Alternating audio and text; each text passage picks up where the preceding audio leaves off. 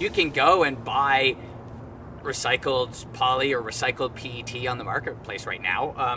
Not everybody does a full chain of custody audit, which means going back and saying, okay, this organization bought it from them, and this mill bought it from this yarn supplier, and this yarn supplier bought it from these bottle recyclers. That's a full chain of custody audit, and we have to do that.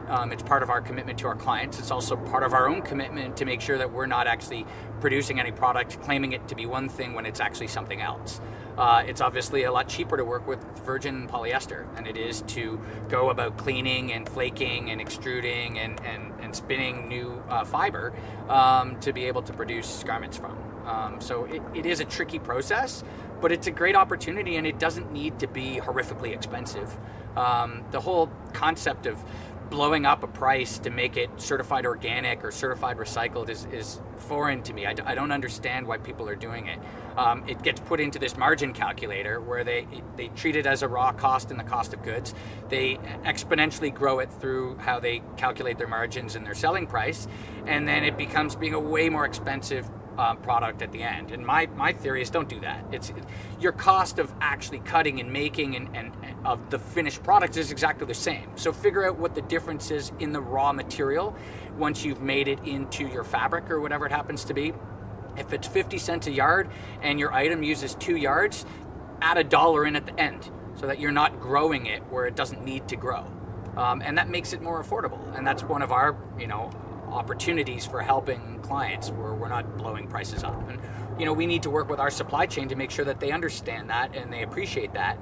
We do a lot of our own cut, make, and trim, and that's allowed us to speak with some authority to go in there and say it doesn't need to happen the way that you guys are doing it, and we're not willing to pay that expense.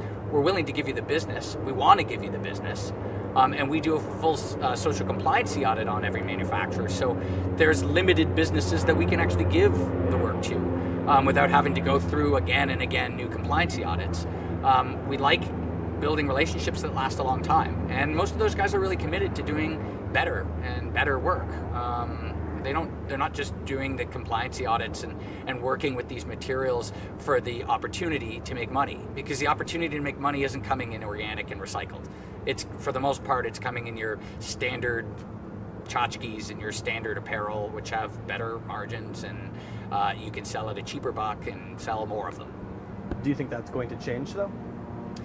I'm hopeful it's going to change. I think the next generation right now, when I speak with my niece and nephew and other people in the fashion industry and such that are coming up and into their own and starting to build their own companies, they're thinking differently. They're thinking about the environment. They're thinking about their social ventures. They're thinking, the Canadian government is even looking at changing the way that they're building corporate structures to acknowledge for not-for-profit or for-profit social ventures. I see in Entrepreneur Magazine and Inc., like a lot of those guys are making a splash. B Corp has come up and is really carving out a niche in the space.